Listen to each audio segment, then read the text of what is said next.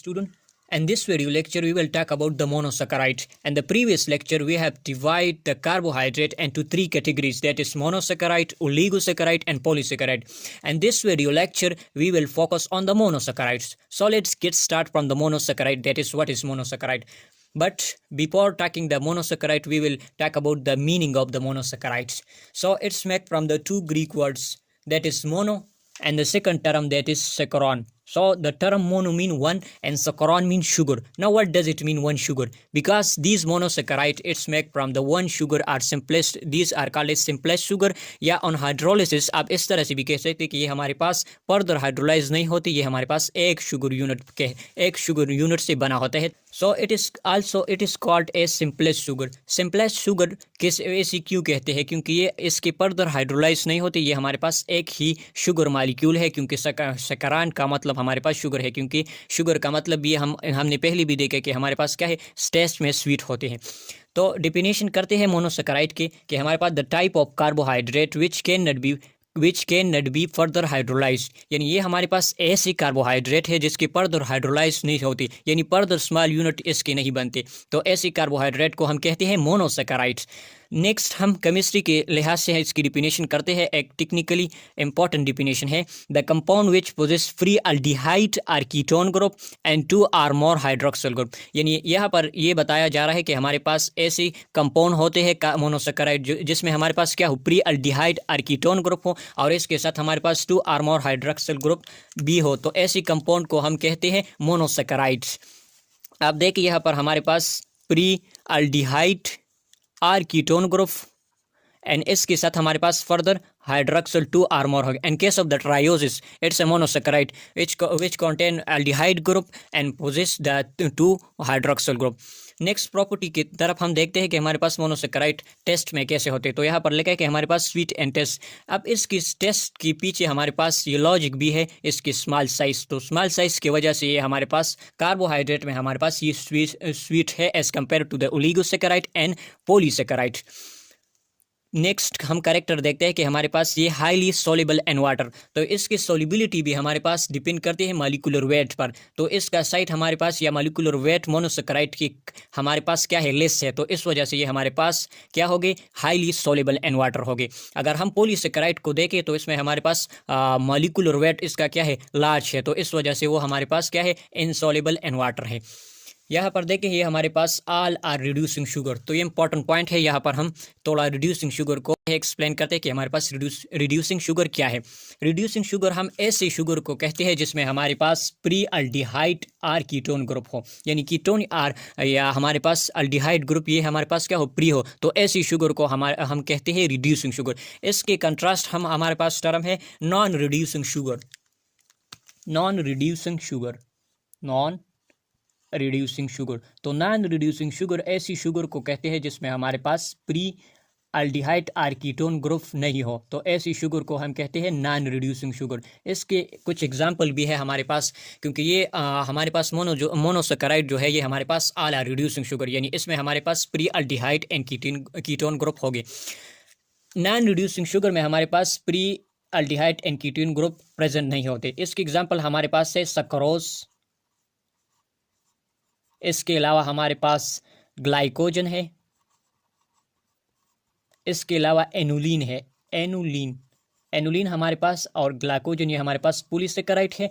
And सैकरोज हमारे पास है ये ओलिगोसैकेराइड है. एनुलिन हमारे पास पॉलीसैकेराइड है. Just does not confuse with the insulin. Here the some example of the monosaccharide, that is glucose, galactose, fructose. कुछ important point है यहाँ पर हमने दो लिख के है कि हमारे पास अगर एमसीक्यूज आ जाए कि हमारे पास the most abundant monosaccharide in nature it is D glucose. No glucose हमारे पास एक मोनोसैकेराइड है जो कि हमारे पास 6 कार्बन से बना होता है. तो इसमें हमारे पास हाइड्रोक्सिल ग्रुप हमारे पास राइट साइड पर होते हैं, इस वजह से हम डेक्स्ट्रो ग्लूकोज ये हमारे पास नेचर में द मोस्ट अबंडेंट मोनोसैकेराइड है. स्वीटेस्ट की बात करते हैं कि नेचुरली ऑकरिंग जितनी भी शुगर है हमारे पास, इसमें स्वीटेस्ट हमारे पास एक मोनोसैकेराइड फ्रक्टोज है. तो ग्लूकोज डी ग्लूकोज हमारे पास एबंडेंस के लिहाज से एंड स्वीटनेस के अगर नेचुरली देखें तो हमारे पास एबंडेंस में यानी स्वीटनेस में हमारे पास क्या है, fructose is the most sweetest and naturally occurring sugar. So After the introduction of the monosaccharide, we will talk about the classification of monosaccharide. Now, monosaccharide we can classify it on the basis of two bases. We classified the monosaccharide. That the first base is the number of carbon, and the second one that is on the functional group. On the basis of carbon, that the monosaccharide contain how many carbon? So normally the carbon of content it's from the carbon 3 to 7, यानी monosaccharide में हमारे पास इतनी carbon होगी, यानी 3 to 7 carbon. तो start लेते हैं 3 से। ऐसी मोनोसेक्राइड जिसमें हमारे पास 3 कार्बन हो, तो ऐसी मोनोसेक्राइड को हम कहते हैं ट्राइओसिस। नेक्स्ट हमारे पास 4 कार्बन हो गई, तो इसमें हमारे पास उस मोनोसेक्राइड को हम कहते हैं टेट्रोसिस। 5 कार्बन के लिए हम पेंटोसिस, and 6 hexosis, and 7 is heptosis. These are the number of carbon. We will take here the monosaccharide which contain the number of carbon. So these are the number of carbon which vary from 3 to 7 carbon. So it's the general formula. Now how we can find the formula of this triosis? So we have general formula, that is CnH2ON. This is the general formula. So N represent the number of carbon. Now you can put here, and in place of the N you can put here 3. So the formula becomes C3H6 and O3. This is the general formula for the triosis. Now what is so the second one, that is tetrosis. Tetrosis, the general formula C4H8 and O4. These are the formula you can find here on the basis of this general formula. Now in the second basis, that is on the basis of functional group, we classify the monosaccharide into 2 category, that is the aldehyde and ketone. So the monosaccharide which contain aldehyde functional group, these monosaccharide are called as aldoses, and the monosaccharide which contain ketone functional group, these monosaccharide are called as the ketoses. These are the 2 categories of monosaccharide on the basis of the functional group. Here we take the example of these triosis and compare it to their functional group. So the triosis, the general formula, and the example of the triosis, this is glyceraldehyde, and the example of the ketone which contain 3 carbon but the functional group is ketone, that is the example dihydroxyacetone. Now next बात करते हैं हम टेट्रोसिस, यानी carbon कितने होगी? 4 होगी। तो इसका एग्जाम्पल हमारे पास जिसमें फंक्शनल ग्रुप अल्डिहाइड हो, हमारे पास दूसरा फंक्शनल ग्रुप कीटोसिस हो, तो इस दोनों का एग्जाम्पल हम टेट्रोस से लेंगे। तो यहाँ देखिए टेट्रोसिस जनरल फार्मूला हमारे पास ये हुआ। अब इसका अल्डोस फॉर्म हमारे पास एरेथ्रोस है, एंड कीटोस फॉर्म हमारे पास क्या है, यानी हमारे पास कार्बन 4 होगी, तो अगर फंक्शनल ग्रुप हमारे पास कीटोन होगा तो इसका एग्जाम्पल हमारे पास है एरेथ्रोलोस। नेक्स्ट हमारे पास पेंटोस है, यानी कार्बन हमारे पास 5 हो गए, तो इसका जनरल फार्मूला हमारे पास है C5H10O5। इसका अगर हमारे पास एक पेंटोस है, इसमें हमारे पास फंक्शनल ग्रुप अल्डिहाइड हो, तो इसका एग्जांपल हमारे पास हो गए, हमारे पास राइबोस इसका एग्जांपल है। राइबोस हमारे पास जो कि डीएनए में पाया जाता है, ये वही हमारे पास क्या है, पेंटोसिस है, जो कि हमारे पास backbone of the RNA. In case of the DNA deoxyribose भी आप यहाँ पर लिख सकते हैं, जो कि हमारे पास mainly backbone of the DNA है। नेक्स्ट हमारे पास ये इसका एग्जांपल भी है, कीटोसिस में हमारे पास राइबोलोस है। इसी तरह से हेक्सोसिस इसका example glucose, and the functional group ketone the example that is fructose. In case of the heptosis, the example here is the glucoheptosis and pseudoheptalose. These are the example.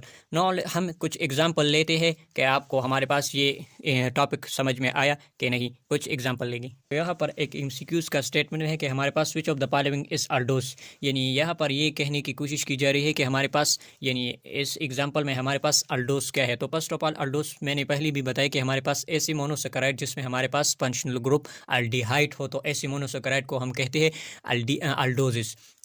तो यहाँ पर देखें कि हमारे पास ऑप्शन ए में हमारे पास fructose, B erythrulose, C glucose, and D हमारे पास राइबोलोस है। तो यहाँ पर करेक्ट ऑप्शन हमारे पास है ग्लूकोस। तो यहाँ पर कुछ ट्रिक हम यहाँ पर बताएंगे कि हमारे पास ट्रिक के ज़रिए हम इजीली करेक्ट ऑप्शन की तरफ जाएंगे। तो यहाँ पर देखिए कि हमारे पास जितनी भी अल्डिहाइड है, अगर मोनोसेकेराइड का ऑप्शन में हमारे पास आप देखें, तो अगर नेम हमारे पास इन होता है OSE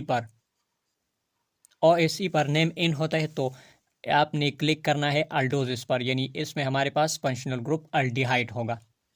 अगर नेम इन होता है हमारे पास यूलोस पर, तो इस केस में आपने क्लिक करनी है कीटोसिस पर, क्योंकि इसमें हमारे पास क्या होगा, कीटोन फंक्शनल ग्रुप होगा। तो ये सिंपली ट्रिक है कि आपने फिर नेम देखना है कि अगर नेम इंट हो रहा है OSE पर तो इसमें हमारे पास फंक्शनल ग्रुप अल्डिहाइड होगा। अगर नेम इंट हो रहा है हमारे पास यूलोस पर तो आपने क्लिक करने की ये इसमें हमारे पास कौन सा फंक्शनल ग्रुप होगा, इसमें हमारे पास कीटोन फंक्शनल ग्रुप होगा। लेकिन यहाँ पर एक एक्सेप्शन आपने जहन में याद रखना है, क्योंकि हमारे पास प्रैक्टोस है, नेम इंट हो रहा है OSE पर, लेकिन क्या हमारे पास जो फंक्शनल ग्रुप है इसमें हमारे पास वो कीटोन है।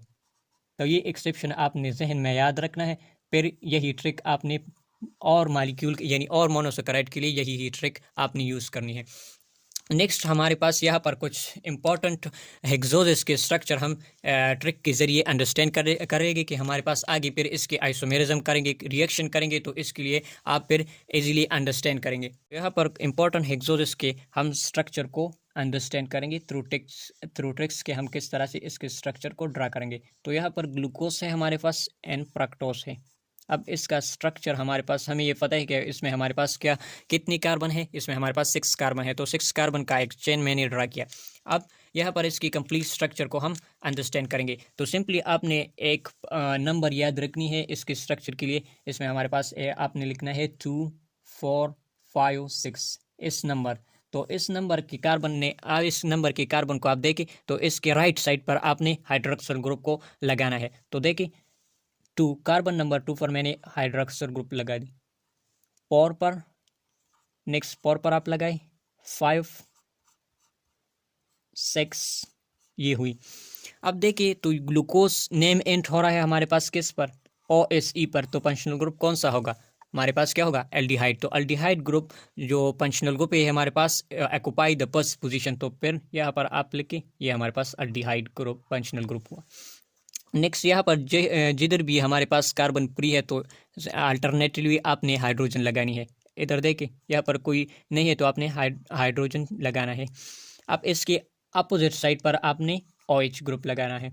यहाँ पर भी अपोजिट में हाइड्रोजन आपने लगाना है। यहाँ पर भी हाइड्रोजन। अब इसकी भी एक वैलेंसी, क्योंकि हमारे पास कार्बन टेट्रावेलेंट है यानी 4 बॉन्ड बनाता है। तो आप देखिए 2 इधर हुए 3, तो यहाँ पर एक वैलेंसी हाइड्रोजन से सेटिस्फाई करनी है अपनी, इधर पर भी सेटिस्फाई हाइड्रोजन से करनी है। तो इसका ये complete structure of the glucose बन गया। आपके इस सिंपल नंबर से आपका ये स्ट्रक्चर कंप्लीट हुआ। नेक्स्ट आप देखिए इसके लिए नंबर है 1 4 5 6। तो यहाँ पर सिंपली आपने 1 कार्बन पर राइट साइड में OH लगाना है। यहाँ पर 4 फिर 5 है तो राइट साइड पर OH लगाना है इसी तरह से। 9 हमारे पास फ्रक्टोज एक्सेप्शन है, क्योंकि यहाँ पर नेम इंट हो रहा है OSE पर, लेकिन फिर भी ये क्या है, ये हमारे पास कीटोन है। तो यहाँ पर मैंने एक एक्सेप्शन है तो मैंने यहाँ पर लिखा भी है। तो ketone functional group mainly occupy the second position. तो यहाँ पर आपने ये कीटोन फंक्शनल ग्रुप हुआ। अब यहाँ पर देखिए जिधर भी हमारे पास क्या है, यहाँ पर ये कार्बन रहता है तो आपने इधर H लगाना है। फिर सारी जगह पर जो जिधर भी कमी है आपने हाइड्रोजन से सेटिस्फाई फुल करनी है। अब देखिए हाइड्रोजन यहाँ पर OH H इस साइड पे, तो लेफ्ट साइड पर आपने OH लगाना है। H से सेटिस्फाई करनी है, H से। तो यहाँ पर complete structure of the monosaccharide, that is glucose and fructose. So this is all about the monosaccharides and some tricks, and you can easily solve some MCQs, and this is the important structure we have discussed here.